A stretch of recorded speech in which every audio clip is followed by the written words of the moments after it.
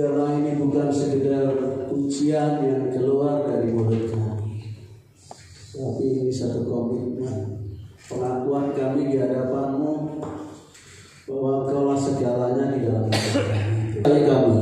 Tapi Roh Kudus yang berbicara, Roh Kudus yang bekerja, akan pribadi lepas pribadi. Hamba-Mu hanya menjadi alat-Mu Tuhan saat ini. Kau yang akan memakai hamba-Mu menjadi perantara untuk menyampaikan isi hati-Mu bagi kami semua. Terima kasih, tutup bungkus liputi kami semua dengan kuasa darah Yesus. Sepanjang pemberitaan firman Tuhan dari awal, pertengahan hingga akhir, Roh Kudus bekerja, menguasai ruangan hati kami dan menguasai ruangan ini. Datanglah kerajaan-Mu, jadilah kehendak-Mu Tuhan atas setiap kami, pribadi lepas pribadi di tempat ini, di bumi seperti di surga, di dalam nama Tuhan Yesus Kristus. Sama-sama kita katakan salam semua. Terima kasih. Satu kehormatan buat kami DKP DMDC Tanjung Rano boleh diberi kesempatan untuk melayani satu jam di tempat ini. Bapak Ibu, mari kita buka Alkitab kita dari Kejadian 35 ayat 1 sampai dengan 6.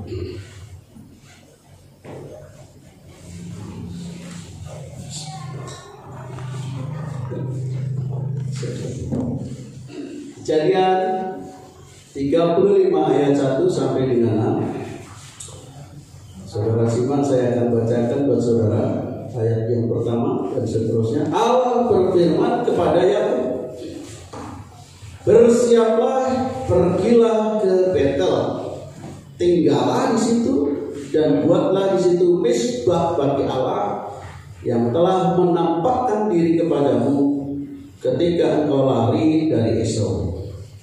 Terima kasih.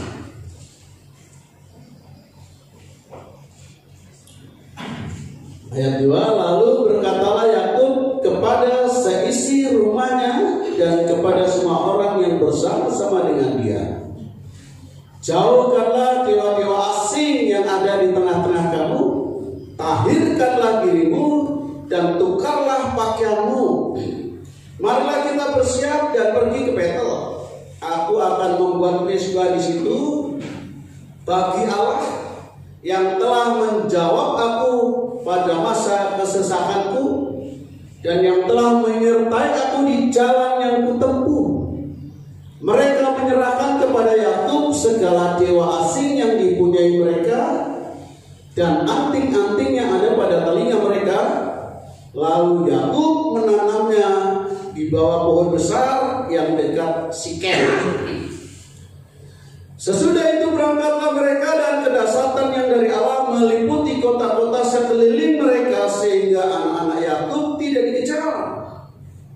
Lalu sampailah Yakub ke Luz yang di tanah Kanaan, yaitu Betel, ia dan semua orang yang bersama-sama dengan dia. Didirikannya mezbah di situ dan dinamainya tempat itu El Betel karena Allah telah menyatakan diri kepadanya di situ ketika dia lari berhadapan-hadapannya. Saudara, firman Tuhan sore hari ini diberi judul Kembali ke Betel. Apa makna rohaninya? Apa sebenarnya Betel itu? Apa keistimewaan Betel sehingga Tuhan harus menyuruh Yakub kembali ke sana? Apa sebenarnya kelebihannya? Dan ada apa di balik semua itu? Kita mesti tahu dulu apa artinya Betel. Dalam bahasa Ibrani, Betel itu rumah Allah. Berarti Yakub diperintah Tuhan untuk kembali ke rumahnya. Yakub diperintah Tuhan untuk kembali karena selama ini dia melawan Tuhan, saudara. Ya, kalau kita pelajari, dia meninggalkan Betseba sampai perintah Tuhan kembali ke Betel itu 30 tahun. Dia melawan Tuhan. Karena apa? Diawali dengan rasa takut karena dia harus mengelabui ayah dan kakaknya. Dari rasa takut itulah Akhirnya dia meninggalkan tempatnya, lari menjauhi kakaknya karena kakaknya mau membunuh. Betel itu rumah Allah, tempat yang paling sakral di Israel. Tempat itu jaraknya sekitar 10 mil atau 16 km di sebelah utara Yerusalem. Saudara tahu? Tahu sebelah utara Yerusalem? Halo? Halo? Tahu nggak? Sama, saya juga belum tahu. Karena saya belum sampai sana. Pak Thomas yang sudah. Cuma buka peta. Ya, saya tahu cuma baca peta. Ya. Saudara, di tempat ini di Betel ini pula Abraham membangun altarnya.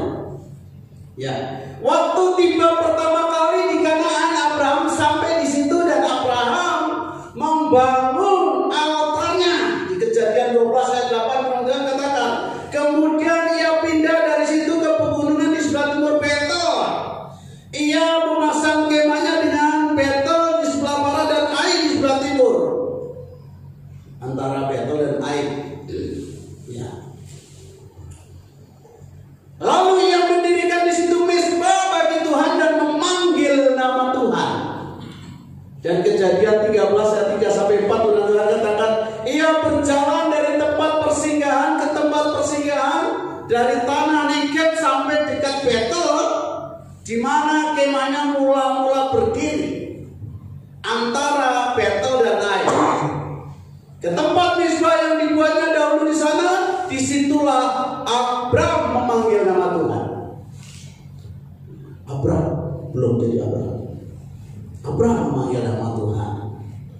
Ya, saudara, di tempat ini pula, di Betel ini pula, Yakub melihat dalam penglihatan sebuah tangga yang menjangkau sampai ke langit.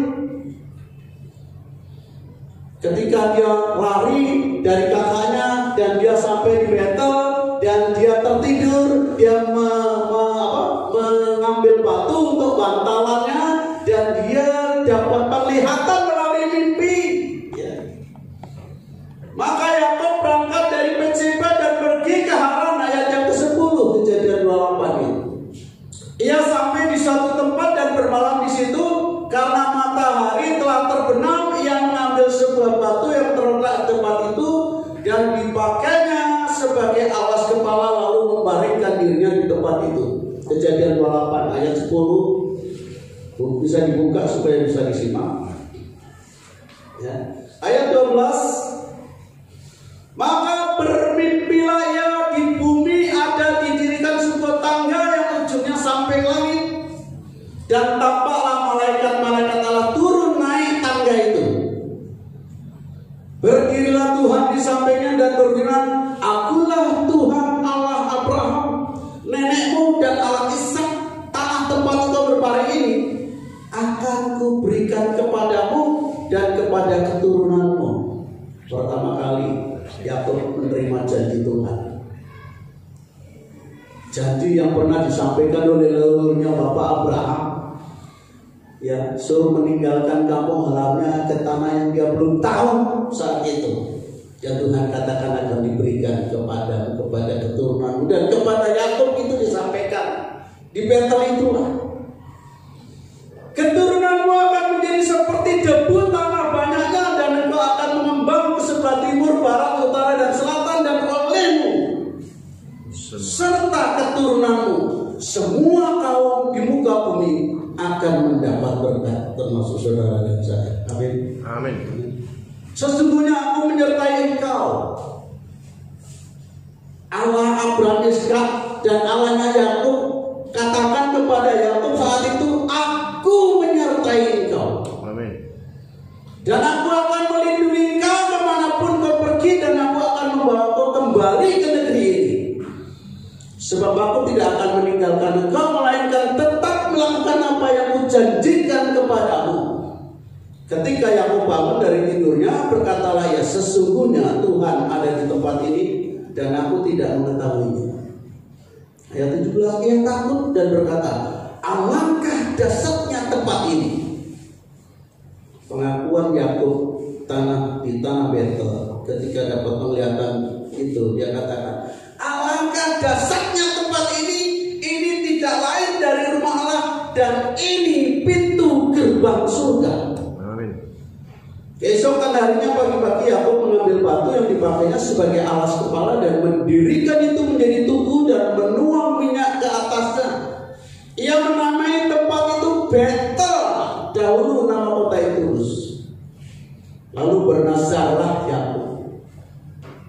Setelah dia dengar janji Tuhan, dia bernazar, jika Allah akan menyertai dan akan melindungi aku di jalan yang kutempuh ini, memberikan kepadaku roti untuk dimakan dan pakaian untuk dipakai, sehingga aku selamat kembali ke rumah ayahku, maka Tuhan akan menjadi Allahku, dan batu yang kudirikan sebagai tugu ini akan menjadi rumah Allah.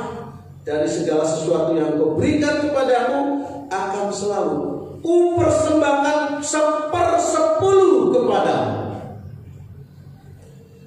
Saudara, Betel ini punya historis sejarah yang luar biasa secara pribadi di dirinya Yakub. Ya.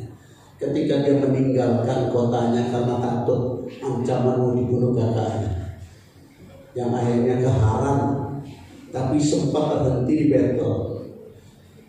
Artinya tidak lama di situ kemudian melanjutkan perjalanannya lagi.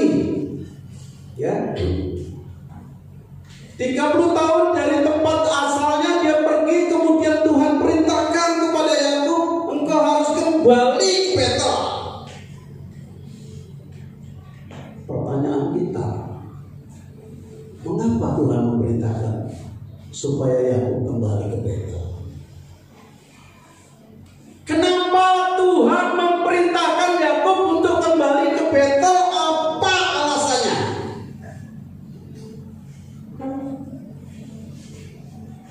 Alasan yang pertama, Tuhan menghendaki kepada Yakub supaya Yakub memiliki karakter, bukan kecurangan.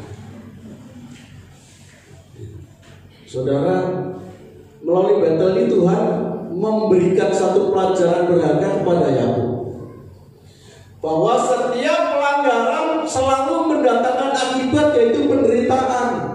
Sekalipun Tuhan berjanji di dalam penglihatan mimpi tadi bahwa dia menyertai, dia akan memberkati aku, tapi dalam perjalanannya itu banyak penderitaan yang dia alami. Dia berbohong kepada bapak dan kakaknya, dia pun mengalami dibohongi. Oleh siapa? Laban. 10 kali Alkitab mencatat, saudara. 10 kali dibohongi oleh Laban. Yang pertama dia mau meminang siapa? Rahel. Kamu harus kerja dulu sama saya 7 tahun. Setelah 7 tahun dilewati, bukan Rahel yang diterima, tapi siapa? Terus jadimu mana? Oke lah. Karena di sini tidak bisa melangkai. Rahel itu adiknya Lea. Kamu untuk mendapatkan apa? Rahel. Benar. Kalau kamu mau mendapatkan Rahel, kamu kerja dulu sama saya 7 tahun. Berarti berapa tahun semuanya? 14 tahun. Penderitaan. Karena dia nggak pusing bapaknya. Karena dia nggak pusing kakaknya untuk mengambil warisan apa? Hak kesulungan. Akhirnya walaupun hidupnya diberkati luar biasa. Laban aja menjadi kaya karena kedatangan dia. Tetapi dia harus melewati membayar harga untuk mendapatkan Rahel. Terpaksa dia 14 tahun bekerja. Ya. Akibat kecurangannya Yakub harus lari ke Mesopotamia karena jiwanya terancam. Ya. Dan dia menuai apa yang telah diperbuat waktu dia meninggalkan tempatnya Betseba. Dia membohongi bapaknya, dia membohongi kakaknya, dia menuai. Makanya firman Tuhan katakan, apa yang ditabur orang itu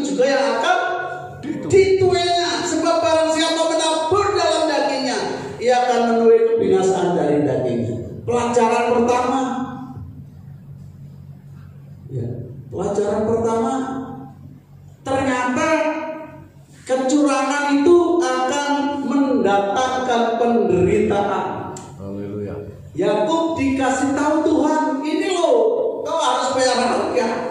Ya. Tuhan menghendaki supaya Yakub memiliki karakter jujur, ya, bukan curang. Saudara, hari ini kita diingatkan, apapun yang kita kerjakan, apapun yang kita lakukan, Allah mau supaya saudara dan saya bertindak jujur. Amin. Amin. Kalau kau menjadi pedagang yang jujur, jangan kau timbangannya direkayasa. Saya percaya di sini ada. Amin. Amin. Amin. Amin. Bukan artinya tidak ada yang aku.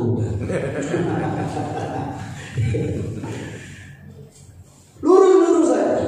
Tuhan mau supaya kita lurus. Amin.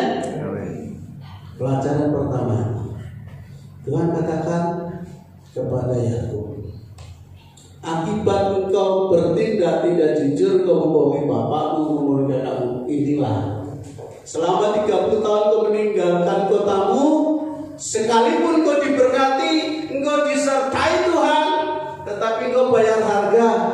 Engkau pun ditipu oleh Laban, 10 kali ditipu oleh Laban. Alasan yang kedua, Allah ingin supaya kelak hidupnya semakin taat kepada Tuhan. Amin. Amin. Allah mau supaya Yakub hidupnya semakin taat kepada Tuhan. Walaupun Yakub hidupnya diberkati Tuhan, itu semua karena Tuhan yang mengerjakan perkara-perkara itu dalam hidupnya. Amin. Amin. Itu karena Tuhan yang mengerjakan perkara besar dalam hidup Yakub, bukan karena hebat dan kuat Yakub. Saudara, jangan ada yang sombong di antara kita di tempat ini. Amin. Kalaupun kita hari ini berhasil, kalau hari ini kita sukses, kalau hari ini kita diberkati secara materi, itu karena Tuhan bekerja dalam hidup kita. Amin. Amin. Semua karena Tuhan, bukan karena kita. Dalam Kejadian 28 ayat 10 sampai 22, Yakub bermimpi ada tangga yang ujungnya sampai ke langit. Yang tadi kita baca, ya. Naik tangga gambaran bagaimana para malaikat membawa masalah-masalah kita kepada Tuhan. Amin. Naik tangga itu artinya Tuhan membawa persoalan masalah hidup kita kepada Tuhan. Dan turun tangga, ya, itu artinya turun tangga artinya malaikat turun membawa berkat-berkat dari surga buat kita. Amin. Amin. Amin.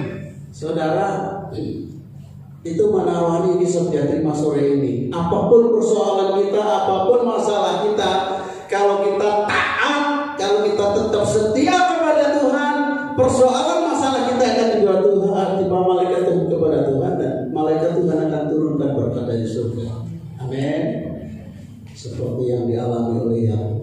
Ya. Sesungguhnya jarak antara Tuhan dengan kita sejauh doa saudara dan saya. Amin. Sejauh dari doa saudara dan saya. Tuhan itu tidak jauh. Ukurannya hanya sejauh doa saudara. Tidak ada yang mustahil bagi Tuhan. Tapi satu hal dibutuhkan, hidup benar dan kesetiaan kita kepada Tuhan. Amin. Amin. Amin. Tolongnya bagus ya. Amin. Amin. Amin. Apa sudah pada lapar ya? Aku gejala COVID. Amin. Amin. Ya gitu loh, semangat. Dibutuhkan hidup benar dan kesetiaan untuk meraih berkat Allah. Tuhan gak jauh. Ukurannya sejauh doa saudara dan saya, dengan catatan hidup kita benar dan kita setia kepada Tuhan. Ya. Itu yang membuat berkat Allah turun atas saudara dan saya. Tuhan itu sanggup mengubahkan hal-hal yang buruk menjadi baik. Yang percaya katakan amin. Amin. Allah sanggup mengubahkan hal yang buruk menjadi baik asal kita tunduk kepada Tuhan dan hidup dalam pertobatan. Kata kuncinya tunduk dan hidup dalam pertobatan. Saudara, Yakub sadar. Yakub menyadari itu akan rencana Tuhan yang memerintahkan dia untuk kembali ke Betel, dan Yakub merespon dengan positif dan mempersiapkan dengan baik dan benar untuk memasuki rumah Tuhan. Betel itu rumah Allah.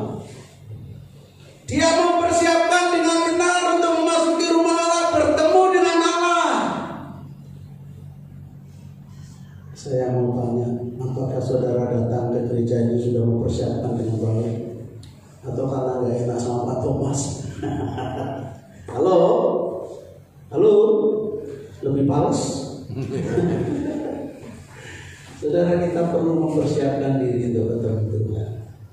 Kita perlu mempersiapkan diri datang ke gereja bukan karena rasa gak enak sama kebawahnya atau gak enak sama siapapun, tapi karena kita memang rindu ketemu Tuhan. Amin. Amin. Rindu ketemu Allah. Dan ini dilakukan Yakub, makanya dia perintah kepada semua orang dan seisi rumahnya untuk membuang dewa-dewa asing, menahirkan diri, mendengar, melakukan apa yang dikatakan oleh Yakub, anak buahnya, istri, anak-anaknya, istrinya 4. Saudara nggak usah ikut-ikutan 4.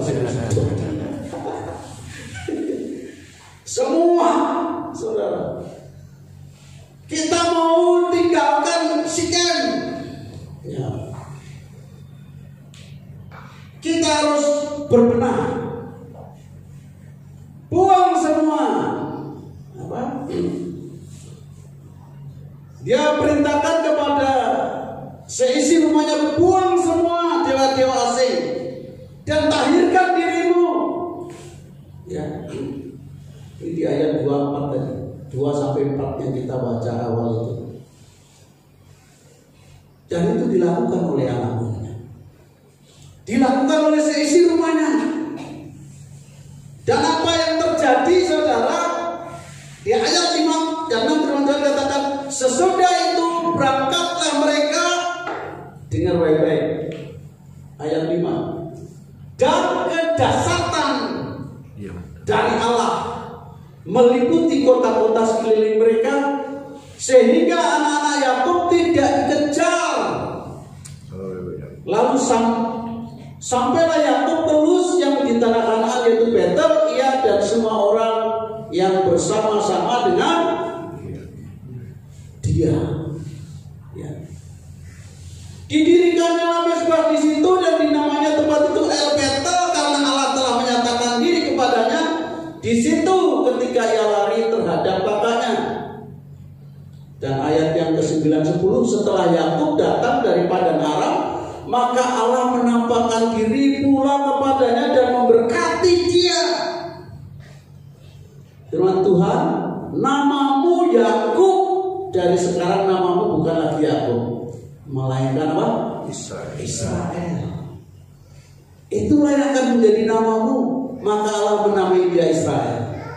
Lagi firman Allah kepadanya, akulah Allah yang Maha Kuasa, beranak cuculah dan bertambah banyak, satu bangsa bahkan sekumpulan bangsa-bangsa akan terjadi daripadamu, dan raja-raja akan berasal daripadamu.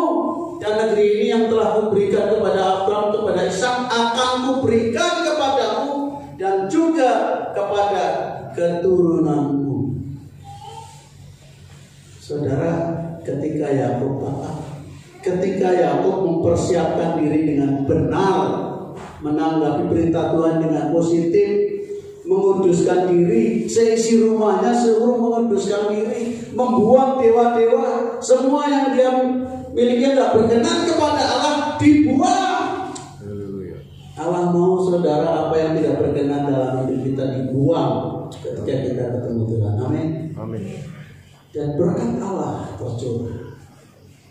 Firman Tuhan katakan, kita tadi sama-sama baca, diberkati. Yakub diberkati. Janjinya yang diberikan kepada Abraham dikenapi dalam hidup dia dan kepada keturunan-keturunannya. Amin. Amin. Alasan yang ketiga. Alasan yang ketiga, Tuhan memberikan pelajaran kepemimpinan yang baik. Saudara percaya bahwa kita ini memimpin?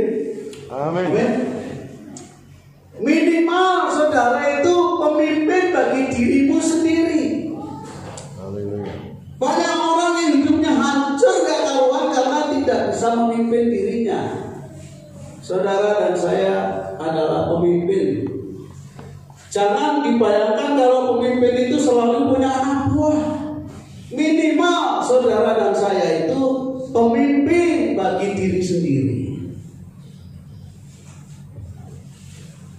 Nah, Tuhan perintahkan Yakub untuk pulang ke Betel untuk meninggalkan Sikem. Itu karena Tuhan mau menunjukkan pelajaran kepemimpinan yang baik. Peristiwa yang dialami Yakub bersama seisi rumahnya. Jadi waktu dia mau meninggalkan Sikem itu anaknya si Dina. Dina itu anak perempuan yang dia dapat dari siapa? Dari Lea. Dina anak yang dia dapatkan dari Lea satu-satunya. Karena anaknya laki-laki. Terus muncullah Dina. Lahir Dina. Jalan-jalan nih. Covid lalu nggak pakai masker. Cantiknya kelihatan nih. Dasar laki-laki mau keranjang Sikem tertarik diperkosa, saudara. Sikem itu anak raja, diperkosa, tetapi dia cinta dan dia katakan kepada bapaknya, pinanglah dia untuk jadi istriku. Saudara, kakak-kakaknya terima tapi punya siasat. Satu syarat, kamu bisa meminang adikku Dina, kamu bisa mengawini adikku Dina. Semua laki-laki di Sikem ini harus mati. Karena cinta, dijalanilah permintaan itu. Dan akhirnya apa, saudara? Pada hari ketiga, ketika laki-laki semua sedang merasakan sakit disunat, dibunuhlah sama kakaknya semua, saudara. Yakub bilang, kamu itu mencelakakan aku. Bagaimana nanti kalau sampai semua ini, semua sepakat sekongkol menghabisi kita, habislah kita.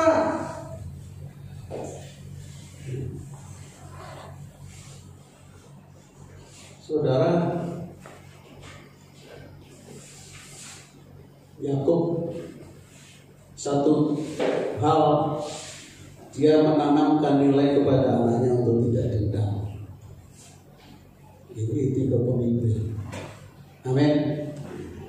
Dia sebenarnya katakan kepada anaknya, jangan seperti itu. Dia menunjukkan kepemimpinannya yang baik kepada anaknya, memberikan pelajaran jangan dendam. Ya. Yang kedua, dia tunjukkan kepemimpinannya melalui sikap taat kepada anak-anaknya, kepada keluarganya. Dia taat kepada Allah untuk tinggalkan Sikem. Kalau saat itu dia kuasai Sikem bisa, karena laki-lakinya sudah ditumpas sama anak-anaknya semua, termasuk rajanya, termasuk Sikem yang memperkosa adiknya, sudah ditumpas. Dia bisa kuasai Sikem. Tapi karena dia taat, Tuhan perintahkan tinggalkan Sikem, balik ke Betel. Ketaatan ini menjadi pelajaran. Pemimpin yang baik harus taat. Amin. Dia mengajarkan kepada anak-anaknya ketaatan, saudara. Hancurnya sebuah rumah tangga karena bapak tidak menjadi pemimpin yang baik dalam rumah. Bapak tidak menjadi orang yang taat kepada Tuhan, sehingga rumah tangganya hancur, saudara. Keluarga, saya mau katakan, bapaknya harus menjadi contoh. Pemimpin itu menjadi teladan. bapaknya harus bisa menjadi imam. Amin. Amin. Amin. Bapaknya harus menjadi contoh. Ketika bapak tidak berfungsi di tengah keluarga, hancur rumah itu. Yakub menjadi pemimpin yang baik, tidak hanya bagi dirinya, tapi Yakub menjadi pemimpin buat keluarganya. Pertama, dia memberikan nilai tidak dendam. Nilai itu sebuah nilai. Yang kedua, Yakub memberikan contoh ketaatan kepada Allah. Ketika Tuhan perintahkan tinggalkan Sikem, pergi ke Betel. Saudara, terkadang kita sulit. Jangankan ketika memimpin orang lain, memimpin diri sendiri aja kita seringkali kedodoran. Karena kita masih fokus kepada diri. Kita tidak bisa memberi contoh kepada keluarga kita bahwa kita itu pemimpin yang taat, yang takut kepada Allah. Amin. Tapi sore hari ini Tuhan mengingatkan kepada kita, khususnya kaum bapak, berikan contoh ketaatanmu kepada Allah, kepada istri dan anak-anak. Haleluya. Ketika rumah tangga bapaknya tidak berfungsi menjadi imam, menjadi raja, menjadi nabi, keluarga itu akan porak-poranda. Keluarga itu tidak akan baik. Ya. Kita terus mengarahkan diri agar tetap hidup sesuai kehendak Tuhan. Amin. Amin. Kita mohon agar Tuhan menuntun kita sehingga kita bisa menjadi pemimpin yang baik. Tidak hanya mimpin diri sendiri, tapi mimpin istri, anak-anak, mimpin orang lain. Amin. Amin. Yang terakhir, yang keempat. Tuhan menunjukkan jati dirinya siapa Yakub itu. Dan hari ini Tuhan juga menunjukkan siapa jati diri kita sebenarnya di dalam Tuhan. Ya. Di Betel Allah berfirman menamai Yakub yang adalah penipu. Menjadi siapa? Israel. Kok? Kamu tuh bukan Yakub seorang penipu. Kamu itu Israel. Hari ini Tuhan berbicara pada Anda semua, pada saya, pada kita semua. Kita ini adalah Israel rohani yang percaya, katakan amin. Amin. Saudara dan saya adalah Israel. Amin. Kita bukan termasuk orang penipu. Kita Israel, umat pilihan Tuhan.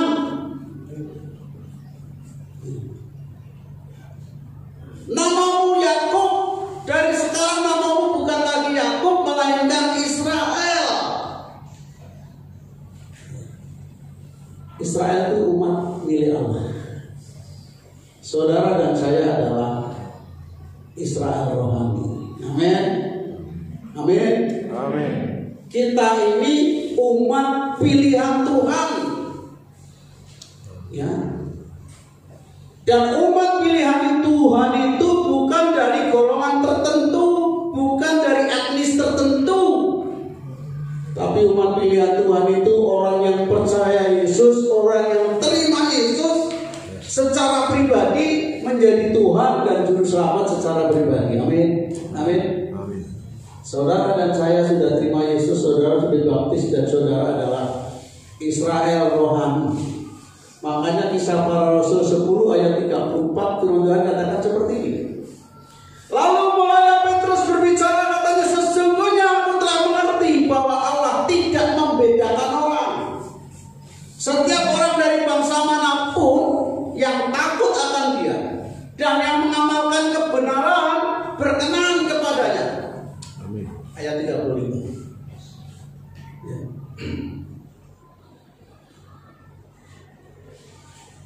Dan ayat 40 sampai 43 firman Tuhan katakan seperti ini. Yesus telah dibangkitkan Allah pada hari yang ketiga, dan Allah berkenan bahwa Ia menampakkan diri bukan kepada seluruh bangsa, tetapi kepada saksi-saksi yang sebelumnya telah ditunjuk oleh Allah, yaitu kepada kami yang telah makan dan minum bersama-sama dengan Dia setelah Ia bangkit dari antara orang mati. Dan ayat yang ke-42, dan Ia telah menugaskan kami memberitakan kepada seluruh bangsa dan bersaksi bahwa Dialah yang dan orang-orang mati. Ayat terakhir, tentang dialah semua nabi bersaksi bahwa barang siapa percaya kepadanya, ia akan mendapat pengampunan dosa oleh karena namanya. Amin. Amin. Amin. Saudara dan saya yang percaya dan terima Dia sebagai Tuhan Selamat, saudara dan saya telah mendapat pengampunan dari dosa, dan saudara dan saya termasuk Israel rohani. Amin. Saya katakan amin. Dan saudara dan saya sudah dipanggil ya beriman menjadi orang Kristen. Sore hari ini berilah makna hidup kekristenan kita. Kita harus memiliki, menunjukkan nilai-nilai kerajaan Allah bagi dunia, bukan menonjolkan nilai-nilai dunia yang penuh dengan nafsu dan ego. Kita berupaya untuk memiliki karakter Kristus. Makanya Tuhan bilang, karena itu belajarlah kepadaku, karena aku lemah lembut rendah hati. Saudara, dua hal. Kenapa Yesus cuma tulis dua hal? Kalau saudara mau simak, saudara mau hayati, saudara mau renungkan, lemah lembut rendah hati, ini mengakomodir 9 buah-buah roh. Orang yang lemah lembut itu siap diproses oleh Tuhan dalam bentuk apapun. Amin. Amin. Orang yang lemah lembut pasti dia punya kasih dalam hidupnya. Amin. Orang yang lemah lembut sabar hidupnya. Amin. Orang yang lemah lembut murah hati. Amin. Dan orang yang rendah hati, orangnya cenderung bisa menguasai diri. Orang yang rendah hati bukan pendendam. Orang yang rendah hati bisa melepaskan pengampunan. Amin. Orang yang rendah hati bisa menerima siapapun tanpa menuntut syarat, menerima orang lain tanpa syarat. Karena itu belajarlah kepadaku, karena aku lemah lembut dan rendah hati. Dan firman Tuhan katakan di 1 Yohanes 2 ayat 6, barang siapa mengatakan bahwa ia ada di dalam Dia, ia wajib hidup sama seperti Kristus telah hidup. Amin. Kalau kita katakan bahwa kita orang Kristen, kita ada di dalam Dia, firman Tuhan 1 Yohanes 2 tadi ayat 6, kita wajib hidup seperti Yesus hidup. Ya. Kita wajib seperti Yesus, menjadi serupa dengan Kristus. Itu menjadi tujuan terbesar dalam hidup saudara dan saya. Amin. Tujuan terbesar kekristenan kita itu kita menjadi seperti Kristus. Kita harus diubah menjadi sama dengan citra dan gambar Yesus Kristus anak Allah. Jadi kita harus diubah ke dalam karakter Kristus, memiliki karakter yang sama dengan karakter Kristus.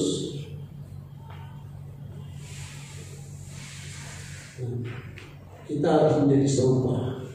Di dalam Kejadian katakan, baiklah kita menjadikan manusia serupa dengan gambar dan rupa kita. Bukan secara fisik kita harus gondrong seperti Yesus. Ya, kalau kita nggak punya duit untuk cukur nggak apa-apa. Sekarang datang ke Pak Thomas bisa dikunduli. Tapi maksudnya di sana kita serupa, memiliki karakter seperti karakternya Kristus. Pertanyaannya, pernahkah perkataan Yesus menyakiti orang lain?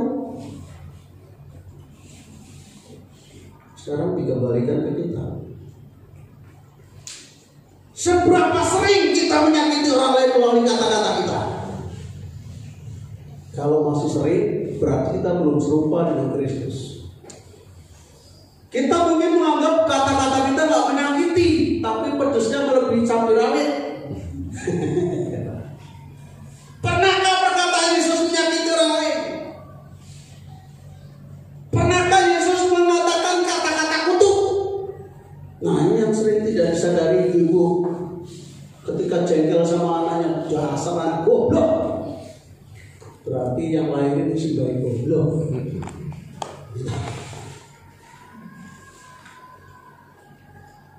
Bapaknya datang lagi dilapori mamanya. Weh, dasar anak sontoloyo. Bapaknya kurang ngerti aku. Baik sontoloyo berarti. Saudara perkatakan kata-kata benar. Amin. Amin. Hari ini kalau engkau ingin menjadi serupa dengan Kristus, jangan pernah keluarkan kata-kata kutuk melalui mulutmu. Karena perkataan kita itu bisa menjadi kenyataan. Amin. Amin. Jangan pernah keluarkan kata-kata kutuk. Apalagi sampai mengatakan anaknya goblok atau tolonglah. Ketika itu didengar oleh anak, apalagi yang umur balita atau di bawah 10 tahun, terekam, saudara. Terekam. Di sekolah, walaupun dia pinter, tapi hanya terus aku kan tolong, aku kan goblok, aku kan sontoloyo. Mulai hari ini jangan pernah berkatakan kata-kata betul. Amin. Amin. Apakah Yesus suka menganiaya orang lain? Kita memang tidak sering menganiaya orang lain, tapi kita sering memperlakukan orang lain teraniaya.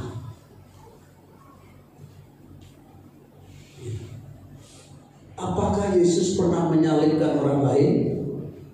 Yesus tidak pernah. Justru Yesus disalib. Saudara, mari hari ini menjadi introspeksi kita. Kalau engkau mau serupa dengan Kristus, firman Tuhan sudah pesan kepada saudara dan saya, kita harus melakukan apa yang seperti Yesus lakukan. Perkataan Yesus selalu dipenuhi oleh kasih dan pengampunan. Amin. Perkataan Yesus selalu dipenuhi oleh kasih dan pengampunan. Saudara, ketika dalam rumah tangga tidak ada kasih, tidak ada pengampunan, adanya perang pedang, saudara. Tadi saya baru dilapori jemaat saya, ada salah satu jemaat yang hampir kerjanya seringkali rumah tangganya berantem, bahkan sampai mau bunuh-bunuhan. Kenapa? Karena tidak ada kasih, karena tidak ada pengampunan satu dengan yang lain. Dan tidak adanya pengampunan itu dicontohkan oleh orang tuanya yang tidak mau mengampuni pasangannya. Itu membuat rumah tangganya kacau, saudara. Saya berharap di sini nggak ada. Amin. Amin. Amin. Kalau engkau menyimpan kepahitan pada pasanganmu, lepaskan pengampunan. Amin. Karena Yesus tidak pernah menyimpan kepahitan. Yesus melepaskan pengampunan. Ketika engkau tidak melepaskan pengampunan kepada pasanganmu, dia akan mandul. Bukan mandul tidak punya anak, tapi potensinya nggak akan berkembang. Dia tidak akan maksimal, saudara.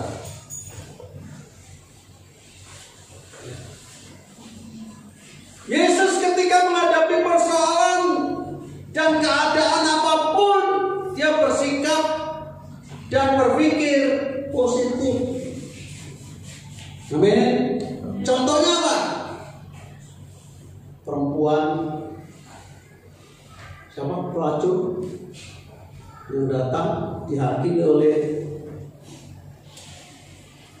ahli Taurat. Yesus apa menghakimi? Yesus perhatian dan Yesus memulihkan dia.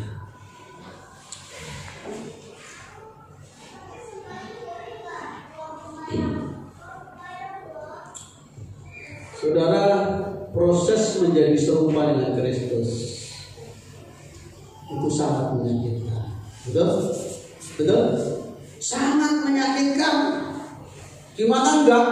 Orang disakiti orang suruh ngampuni.